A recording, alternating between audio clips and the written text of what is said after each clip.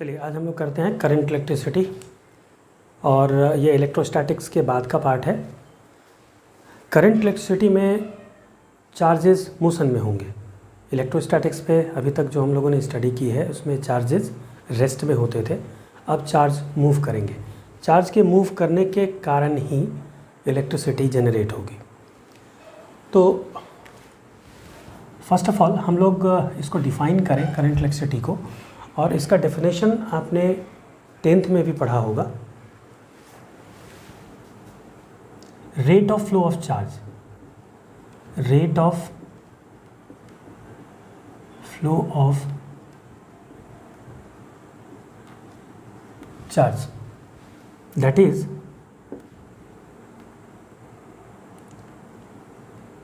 Charge passing through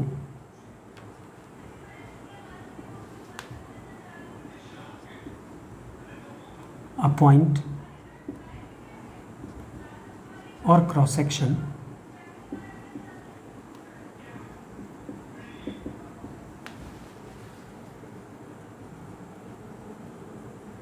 per unit time। यानी किसी भी पॉइंट से होकर के या किसी भी क्रॉस सेक्शन से होकर के यूनिट टाइम में जो चार्ज पास करता है उसे ही हम लोग इलेक्ट्रिक करंट कहते हैं।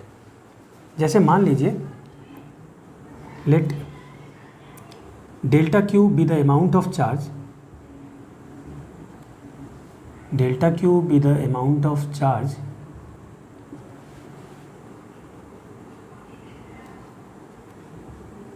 passing through a point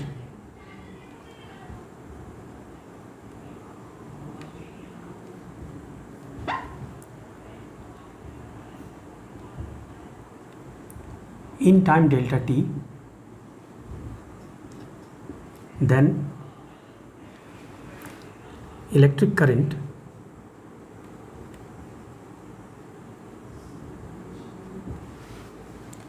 I equals delta q by delta t।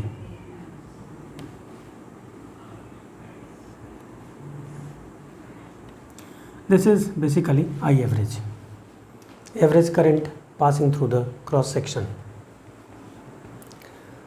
तो यहाँ से आप देख सकते हैं कि किसी भी क्रॉस सेक्शन से या किसी भी पॉइंट से यूनिट टाइम में जो चार्ज पास करता है, फ्लो करता है, उसे ही हम लोग इलेक्ट्रिक करंट कहेंगे। यहाँ पर एक चीज़ ध्यान रखिएगा, चार्जेस मे बी पॉजिटिव और निगेटिव। मतलब ऐसा नहीं है कि पॉजिटिव चार्ज ही फ्लो करना चाहिए, निगेटिव चार्ज ही फ्लो करना चाहिए, ऐसा नहीं है। पॉजिटिव चार्ज भी फ्लो कर सकता है, निगेटिव चार्ज भी फ्लो कर सकता है। पॉजिटिव चार्ज के फ्लो करने के कारण भी करंट जनरेट होता है, निगेटिव चार्ज के फ्लो के कारण भी करंट जनरेट होता है। इसलिए हम लोगों ने यहाँ पर देखिए शुरुआत में ही लिखा था rate of flow of charge. यहाँ हम लोगों ने कोई मेंशन नहीं किया है कि यह पॉजिटिव चार्ज है या निगेटिव चार्ज है। तो यहाँ पर हम लोगों ने बात की एवरेज की, तो जहाँ पर एवरेज की बात होती है वहाँ पर इंस्टेंटेनियस की भी बात होगी, यानी करंट एट ए टाइम। तो instantaneous current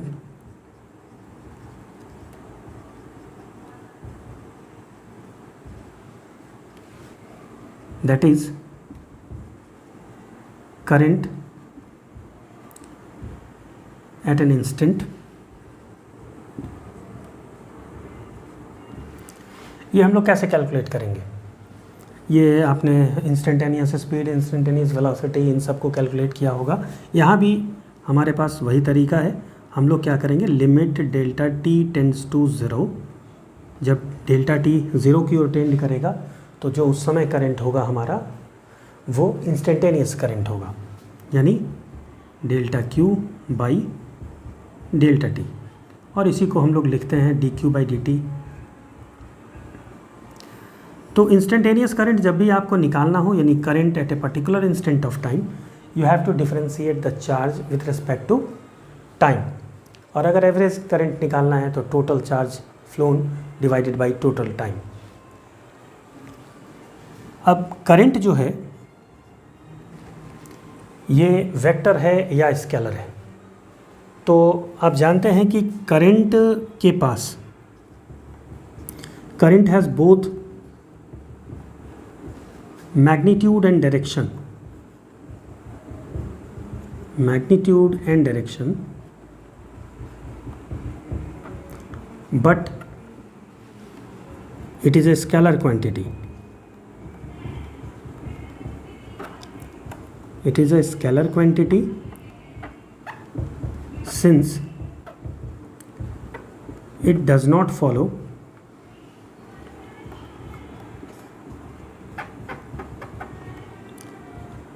vector law of addition.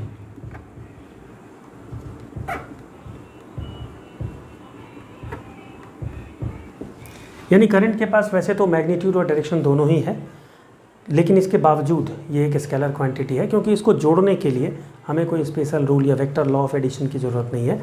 Simple algebraic rule को ये फॉलो करता है, इसलिए ये स्केलर क्वांटिटी है डायरेक्शन होने के बावजूद।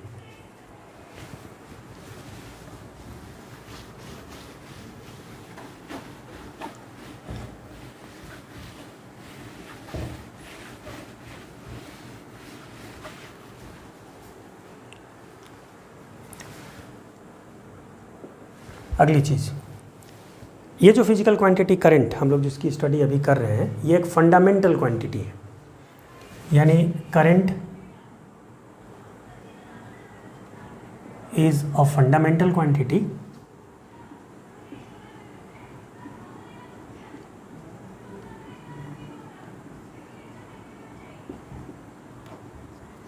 मास लेंथ वगैरह की तरह ये भी एक फंडामेंटल क्वांटिटी है।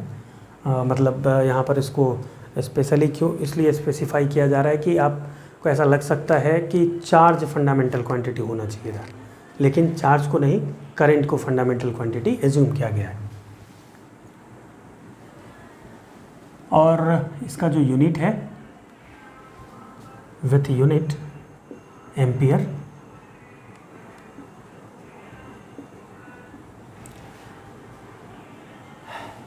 तो 1 एम्पियर हमारा कितना होगा, 1 coulomb per second. 1 coulomb per second को ही हम लोग 1 एम्पियर कहते हैं। और जहाँ तक डायमेंशन की बात अगर हम लोग करें,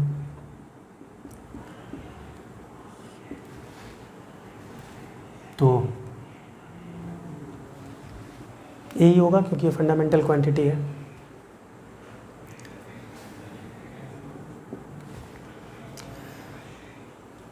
इसके बाद हम लोगों ने यहाँ पे चर्चा की है कि करंट के पास डायरेक्शन भी होता है। तो करंट का डायरेक्शन क्या होता है? तो conventional direction of current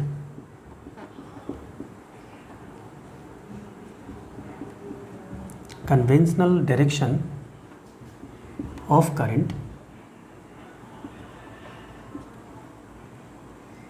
is in the direction of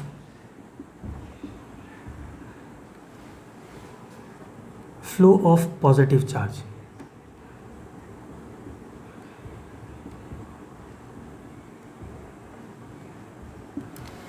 यानी ये माना गया कि पॉजिटिव चार्ज जिस डायरेक्शन में फ्लो करेगा, हम लोग करंट का डायरेक्शन वही एज्यूम करेंगे। यानी करंट का जो भी हमारा डायरेक्शन होगा, तो इसका मतलब ये है कि पॉजिटिव चार्ज उस डायरेक्शन में फ्लो कर रहा है। अगर पॉजिटिव चार्ज है तो, जैसे मान लीजिए कि ये एक रीजन है और इस रीजन में पॉजिटिव चार्ज इस डायरेक्शन में फ्लो कर रहा है।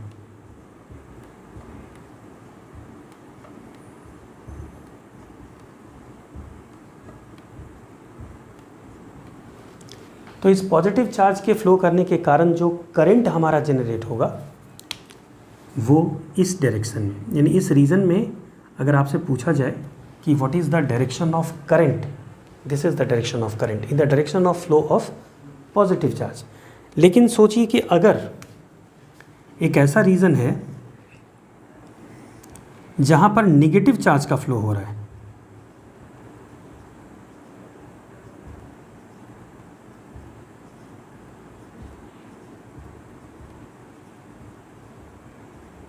like this, और यहाँ पर आपसे करंट का डायरेक्शन पूछा जाए तो opposite to the flow of negative charge, यानी डायरेक्शन ऑफ करंट जो हम लोग लेते हैं, अगर पॉजिटिव चार्ज का फ्लो हो रहा है तो चार्ज के फ्लो की डायरेक्शन में, लेकिन अगर हमारा करंट जनरेट हो रहा है नेगेटिव चार्ज के फ्लो करने के कारण, तो हमारा करंट का जो डायरेक्शन होगा opposite to the direction of flow of negative charge. ठीक है, यानी पॉजिटिव चार्ज के फ्लो के डायरेक्शन में और नेगेटिव चार्ज के फ्लो के अपोजिट डायरेक्शन में करंट का डायरेक्शन होगा।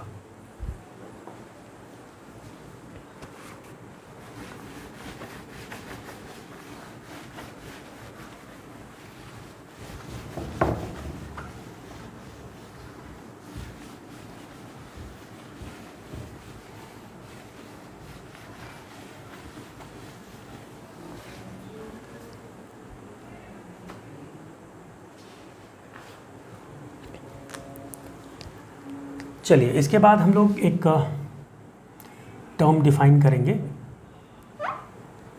Current density.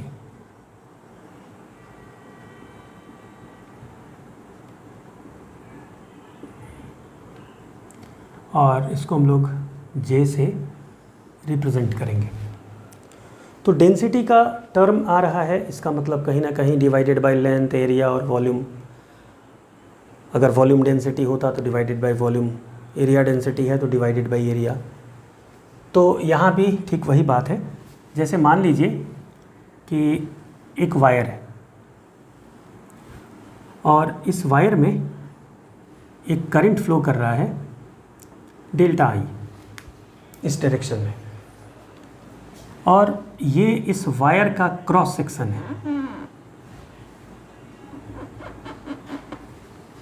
मतलब वायर को हमने इस तरह से वर्टिकल प्लेन के थ्रू कट किया तो हमें ये क्रॉस सेक्शन मिला। तो अगर आप इसका एरिया वेक्टर देखें तो ये एरिया वेक्टर होगा, क्योंकि एरिया वेक्टर जो होता है वो सरफेस के हमेशा परपेंडिकुलर होता है। तो यहाँ करंट डेंसिटी जो डिफाइन किया गया, average current density delta I by delta A, current पर यूनिट एरिया। अब इसी में एक और सिचुएशन को देखिए।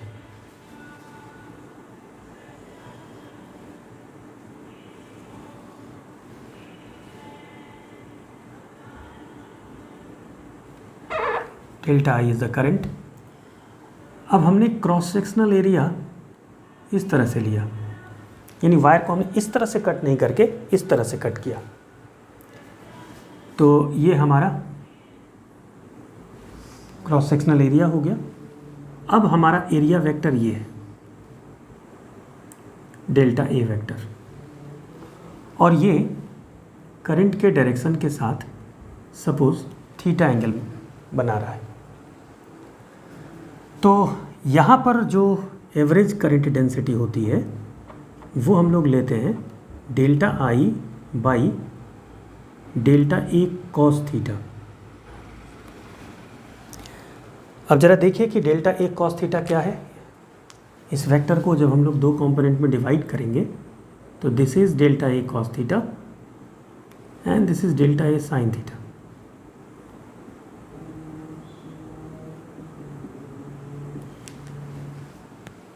ठीक है, तो अब यहाँ से देखिए हम लोग करंट डेंसिटी को फिर से डिफाइन करें। यहाँ तो हम लोगों ने कहा करंट पर यूनिट एरिया, लेकिन अब आप क्या देख रहे हैं कि एरिया हमें वो लेना है जो करंट के डायरेक्शन के परपेंडिकुलर है।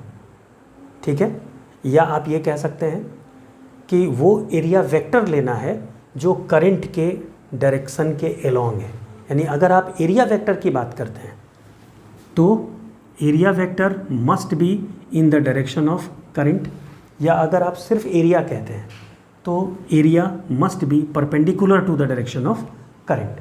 यानी एरिया का सरफेस करंट के परपेंडिकुलर होना चाहिए या एरिया वेक्टर करंट के डायरेक्शन में होना चाहिए। यानी हम लोग क्रॉस सेक्शनल एरिया जो कंसीडर करेंगे वो एरिया लेंगे जो करंट के परपेंडिकुलर हो, यानी current density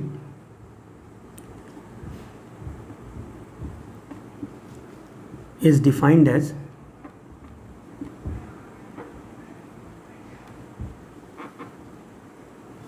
the current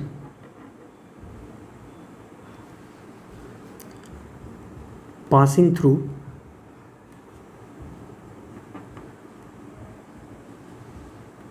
a cross section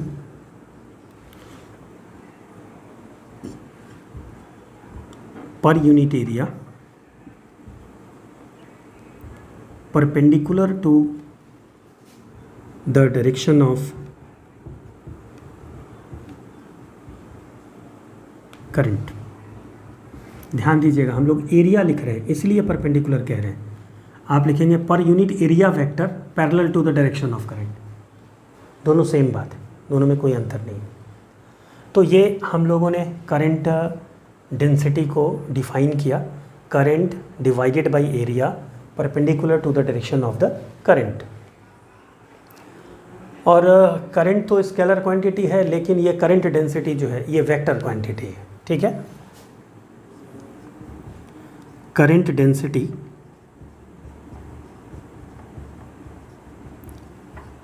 is a vector quantity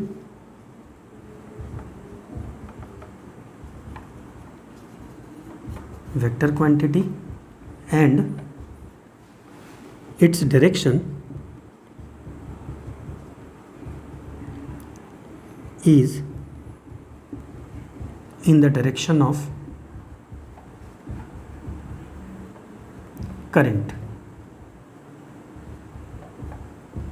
current density का डायरेक्शन वही होगा जो करंट का डायरेक्शन है। अब देखिए यहाँ पर ये एवरेज करंट डेंसिटी है, तो चलिए यहाँ भी हम लोग जहाँ एवरेज की बात है वहाँ इंस्टेंटेनियस या एट ए पॉइंट इस चीज़ को भी हम लोग ज़रूर डिफाइन करते हैं। तो अगर हम लोग current density at A point की बात करें, यानी करंट डेंसिटी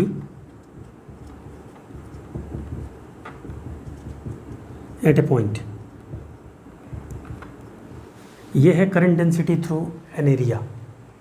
अब हम लोग current density at A point, एक पॉइंट पर करंट डेंसिटी चाह रहे हैं, तो जे यहाँ भी हमें क्या करना होगा, जो एरिया है उसको वो ज़ीरो की ओर टेंड करेगा, और जिस समय एरिया ज़ीरो की ओर टेंड करेगा उस समय जो करंट डेंसिटी की वैल्यू होगी वो current density at A point होगी। तो this is delta I by delta A and this can be written as di by dA। तो differentiation of current with respect to area gives the current density at a point। ठीक है, तो चूँकि current density एक vector quantity है तो थोड़ा हम लोग वेक्टोरियल रिप्रेजेंटेशन भी देख लें।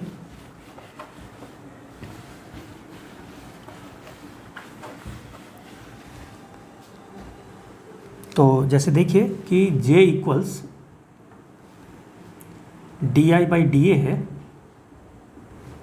तो इसे अगर आप वेक्टर फॉर्म में लिखना चाहते हैं तो D I equals J vector dot D A vector. ठीक है, तो करंट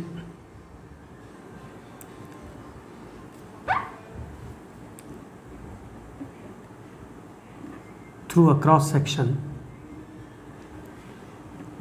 ये हो जाएगा integration of D I, that is integration of J vector dot D A vector. यानी अगर किसी क्रॉस सेक्शन के थ्रू आपको करंट निकालना हो तो करंट डेंसिटी वेक्टर और एरिया वेक्टर का डॉट प्रोडक्ट करके उसको आपको इंटीग्रेट करना पड़ेगा।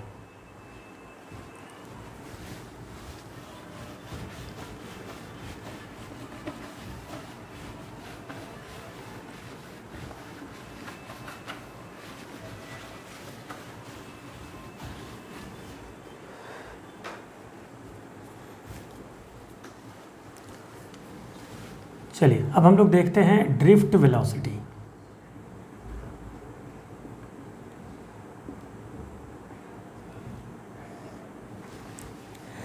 देखिए 10th में भी आपने करंट इलेक्ट्रिसिटी पढ़ा था और वहाँ पर आपने Ohm's law V equals IR, फिर रेजिस्टेंस जो है वो किन किन फैक्टर्स पे डिपेंड करता है, ये सारी कुछ की स्टडी आपने की थी। लेकिन वहाँ पर आपने inside the conductor, inside the wire क्या फिनोमेनन हो रहा है, यानी करंट के फ्लो करने का रीज़न क्या है, कंडक्टर के अंदर ऐसा क्या हो रहा है जिसके कारण हमें करंट मिल रहा है, इन सब बातों पर हम लोगों ने 10th में विचार नहीं किया था।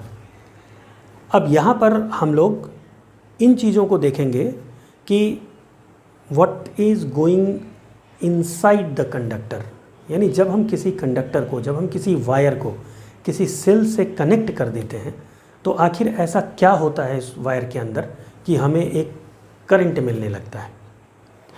तो इसके लिए हमें थोड़ा सा इंटरनल जो स्टडी है कंडक्टर के उसके बारे में जानना होगा।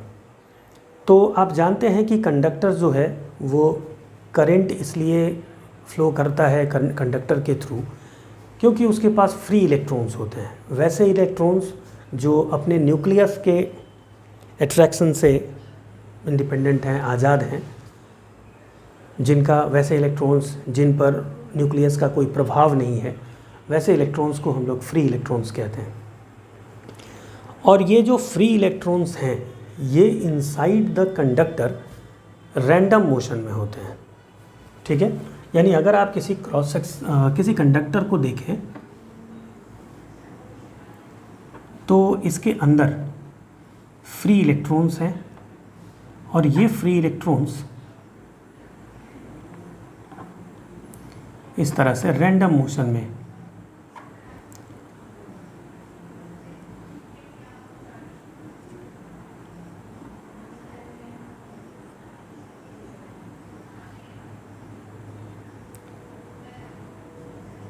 Like that.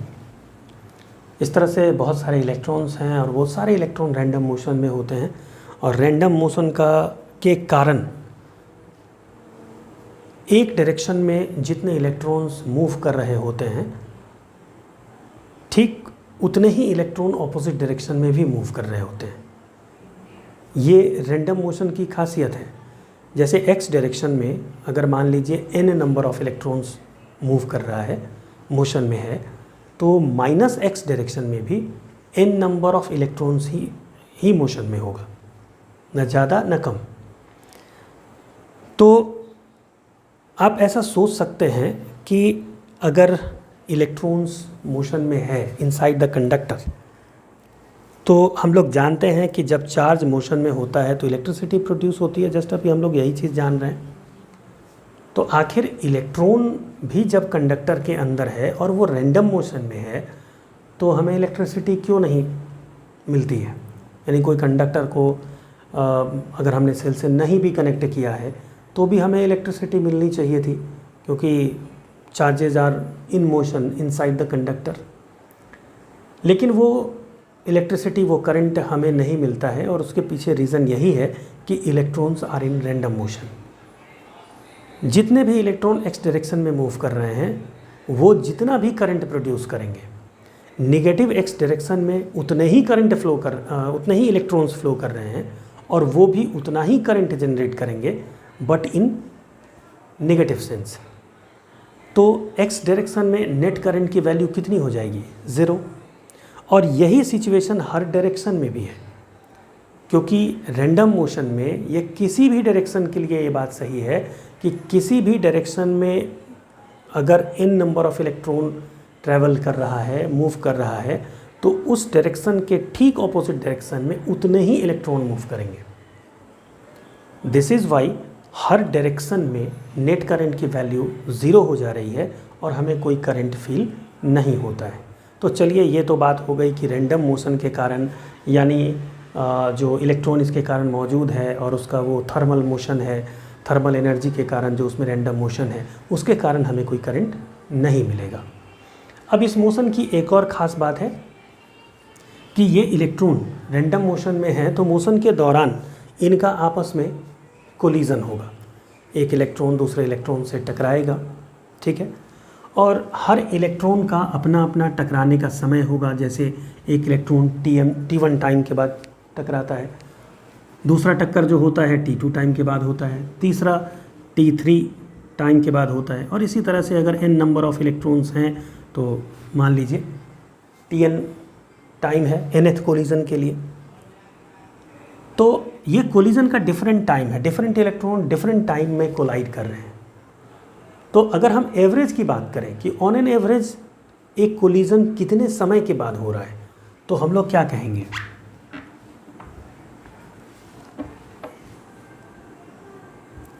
T1 plus T2 plus T3 plus dot dot dot dot plus Tn whole divided by n। This is the average collision time and this is known as relaxation time. इसको हम लोग कहते हैं relaxation time.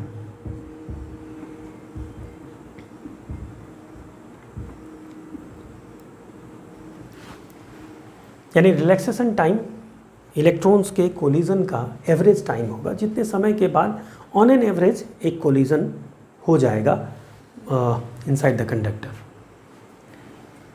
अब जैसे ये जो भी इलेक्ट्रॉन्स रैंडम मोशन में हैं, हर की अपनी अपनी वेलोसिटी है। मान लीजिए ये u1 वेक्टर से मूव कर रहा है, ये u2 वेक्टर से मूव कर रहा है, ये तीसरा इलेक्ट्रॉन है u3 वेक्टर से मूव कर रहा है, लाइक दैट। ये मान लीजिए nth इलेक्ट्रॉन है तो ये u1 वेक्टर से मूव कर रहा है। तो अगली खासियत जो रैंडम मोशन की है वो ये है कि रैंडम मोशन में जो वेलोसिटी है हर इलेक्ट्रॉन की, अगर आप उसका एवरेज कैलकुलेट करें that will come out to be 0, ठीक है। यानी अगर हम इन सारे वेलोसिटीज़ की का एवरेज कर लें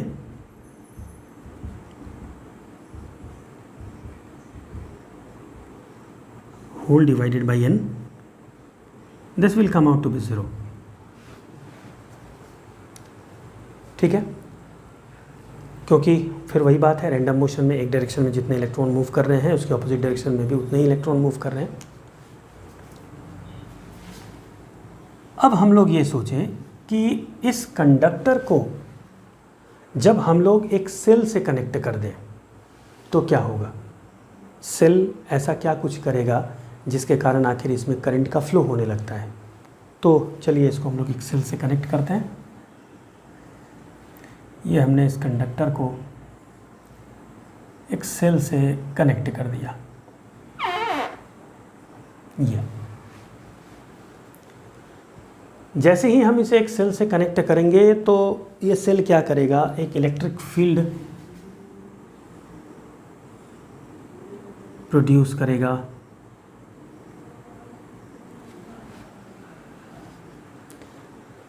इनसाइड द कंडक्टर, यानी इस कंडक्टर के अंदर जितने भी ये फ्री इलेक्ट्रॉन्स हैं ये सब इस इलेक्ट्रिक फील्ड को महसूस करेंगे। और अब ज़रा सोचिए कि जब कोई चार्ज पार्टिकल एक्सटर्नल फील्ड में होता है तो क्या होता है, वो चार्ज पार्टिकल एक फोर्स एक्सपीरियंस करता है।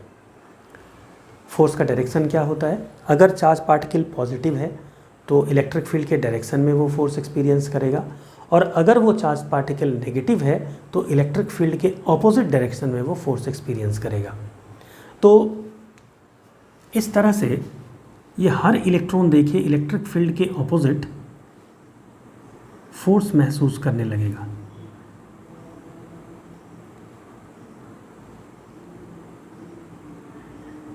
इस सारे इलेक्ट्रॉन पर यही सिचुएशन होगा।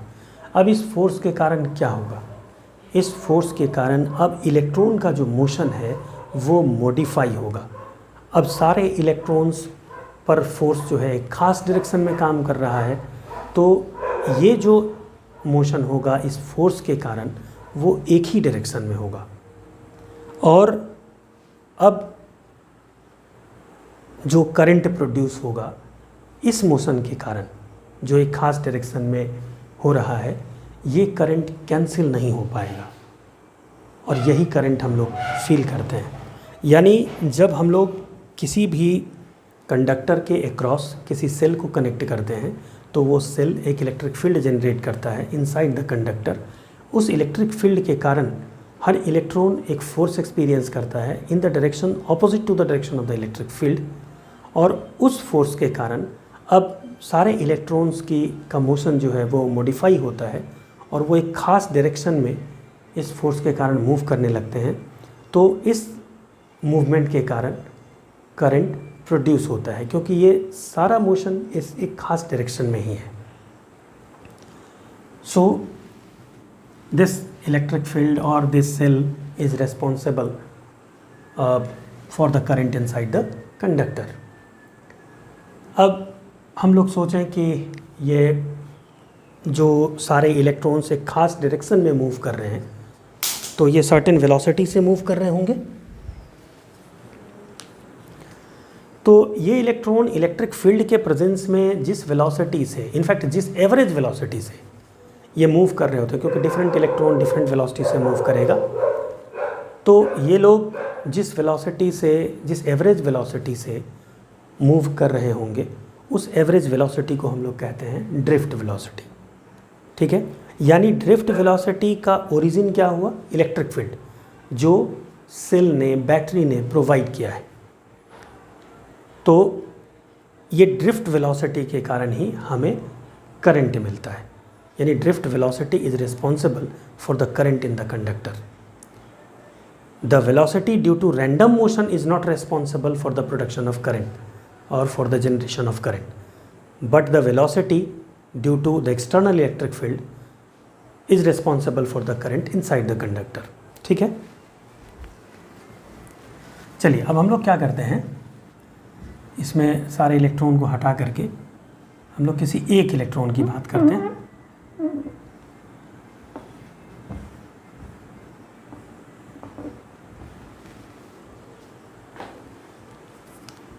अब किसी एक इलेक्ट्रॉन की कल्पना करिए जो इसके अंदर मौजूद है, E माइनस। इस इलेक्ट्रिक फील्ड के कारण इस पर एक फोर्स काम करेगा,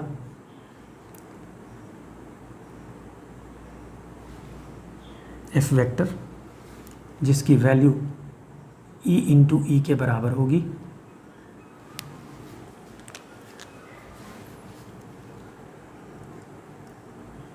तो force on an electron inside the conductor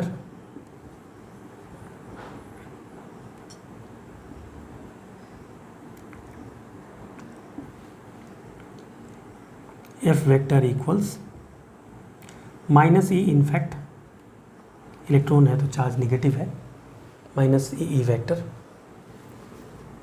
therefore acceleration will be F vector by m, mass of electron, minus E by m, E vector। तो देखिए एक्सेलरेशन जो है ये कांस्टेंट है। तो अब जरा सोचिए कि ये इलेक्ट्रॉन कब तक एक्सेलरेट होगा? रिलैक्सेशन टाइम तक, क्योंकि उसके बाद फिर कोलिजन होगा। कोलिजन होने के बाद फिर से उसमें एक्सेलरेशन स्टार्ट होगा। ठीक है, और हर इलेक्ट्रॉन रिलैक्सेशन टाइम तक एक्सेलरेट होता है, फिर उसका कोलिजन होता है, और फिर से यही प्रक्रिया उसमें शुरू होती है कि फिर से वो एक्सेलरेट करता है, एक सर्टेन वेलोसिटी गेन करता है, फिर उसका टक्कर होता है, और फिर उसके बाद से वेलोसिटी गेन शुरू हो जाती है। ठीक है, तो अगर हम लोग ये फाइंड करें कि velocity of electron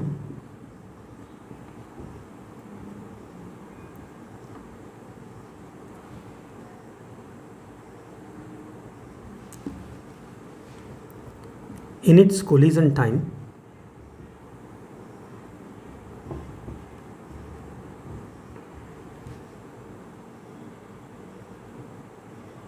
velocity attained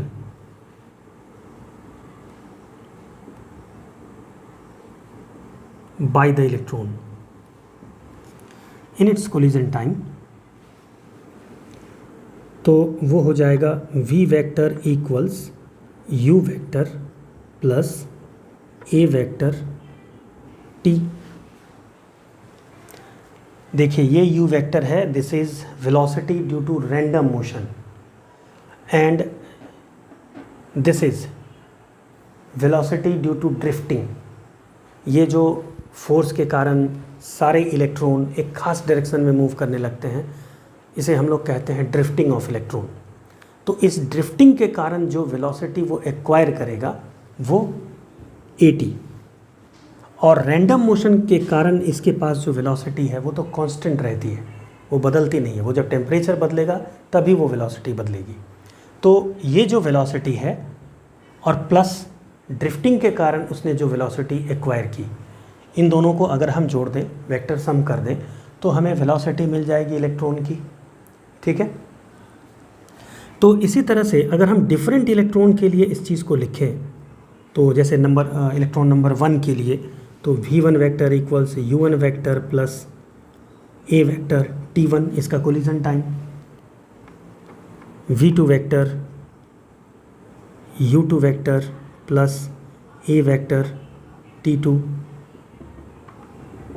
इसी तरह से हम लोग कह सकते हैं vn vector equals un vector plus a vector tn।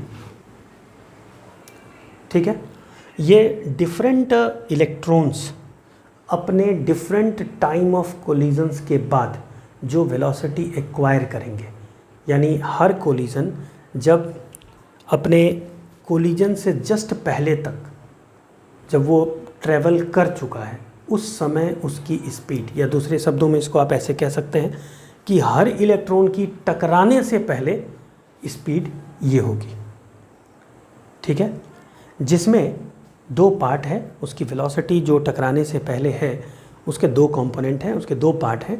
पहला पार्ट है उसका रैंडम वेलोसिटी, ये वेलोसिटी कांस्टेंट होती है और ये उसने एक्वायर की है, ये 0 थी और t टाइम में इसने इतना एक्वायर किया है। ठीक है, तो चलिए अब हम लोगों ने क्या देखा डेफिनेशन में कि ये जो वेलोसिटी है इसी का जो एवरेज है इसे ही हम लोग कहते हैं drift velocity, average velocity of the electron in presence of external field. तो चलिए हम लोग इसका एवरेज कैलकुलेट करते हैं। v1 vector plus v2 vector dot dot dot vn vector whole divided by n, this is our drift velocity. तो इसको हम लोग क्या लिखेंगे, u1 vector plus a vector t1 plus u2 vector plus a vector t2 plus dot dot dot un vector plus a vector tn whole divided by n। इसी को हम लोग फिर रीअरेंज करें, u1 vector plus u2 vector plus dot dot dot plus un vector divided by n plus a vector common है t1 plus t2 plus dot dot dot plus tn whole divided by n। ठीक है, अब ये देखिए random velocity का average 0, तो ये term हमारा 0 हो गया, और a वेक्टर, और ये हमारा क्या था t1 plus t2 plus dot dot dot tn by n, this is tau. ठीक है,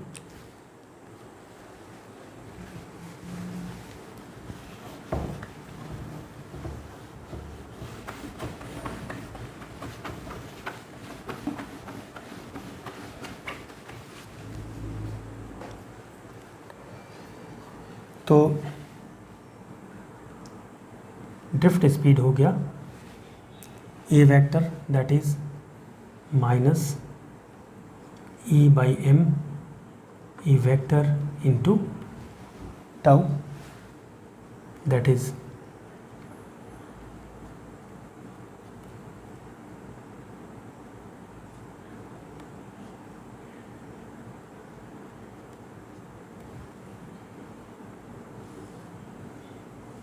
ये हमारा ड्रिफ्ट स्पीड का एक्सप्रेशन है। ठीक है, तो यहाँ पर आप देखिए कि ये जो ड्रिफ्ट स्पीड है हमारा, ये डायरेक्टली प्रोपोर्शनल टू ई है। यानी इलेक्ट्रिक फील्ड जितना ज़्यादा होगा, सेल जितना ज़्यादा इलेक्ट्रिक फील्ड प्रोड्यूस करेगा, यानी सेल का वोल्टेज जितना ज़्यादा होगा, ड्रिफ्ट स्पीड उतनी ही ज़्यादा होगी। और अगर ई ज़ीरो है, यानी सेल आपने कनेक्ट नहीं किया है, तो उस केस में ड्रिफ्ट स्पीड ज़ीरो। ठीक है, दूसरी चीज़ आप देखिए, जो ड्रिफ्ट स्पीड है वो टाउ पे डिपेंड कर रही है, रिलैक्सेशन टाइम पे। यानी रिलैक्सेशन टाइम जितना ज़्यादा होगा, ड्रिफ्ट स्पीड उतनी ज़्यादा होगी। रिलैक्सेशन टाइम जितना कम होगा, ड्रिफ्ट स्पीड उतनी ही कम होगी। अब रिलैक्सेशन टाइम किस पे डिपेंड करेगा, ज़रा सोचिए। इफ़ टेम्परेचर इंक्रीजेस, अगर टेम्परेचर इंक्रीज करे, तो टेम्परेचर इंक्रीज करने से क्या होगा, जैसे ही आप टेम्परेचर इंक्रीज करेंगे तो जो रैंडम वेलोसिटी है वो इंक्रीज करेगी, क्योंकि रैंडम वेलोसिटी जो है वो थर्मल एनर्जी के कारण मोशन होता है। और थर्मल एनर्जी यानी टेम्परेचर आपने जैसे इंक्रीज़ किया तो रैंडम मोशन इंक्रीज़ कर जाएगा। तो रैंडम मोशन इंक्रीज़ करने के कारण अब कोलिजन मोर फ्रीक्वेंटली होगा, जल्दी जल्दी होगा, क्योंकि वेलोसिटी बढ़ गई है। तो कोलिजन जल्दी जल्दी होने के कारण रिलैक्सेशन टाइम क्या हो जाएगा, कम हो जाएगा। जल्दी जल्दी इलेक्ट्रॉन्स टकरा रहे हैं तो रिलैक्सेशन टाइम यानी average time between two successive collisions, तो वो कम हो जाएगा। तो if temperature increases, collisions become more frequent and hence tau decreases.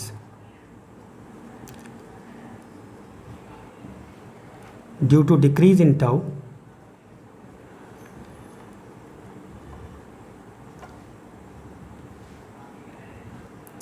Vd decreases.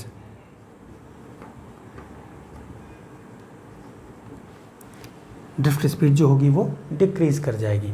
यानी with increase in temperature drift speed decreases. यानी अगर टेम्परेचर इंक्रीज करेगा तो टाउ डिक्रीज करेगा, टाउ डिक्रीज करेगा तो ड्रिफ्ट स्पीड भी डिक्रीज करेगा। ठीक है, तो ये हम लोगों का एक्सप्रेशन था ड्रिफ्ट स्पीड का। और नेक्स्ट क्लास में हम लोग फिर ड्रिफ्ट स्पीड के बाद करंट डेंसिटी का, करंट का, इन सब का हम लोग एक्सप्रेशन डिराइव करेंगे ये नेक्स्ट क्लास में। ठीक है।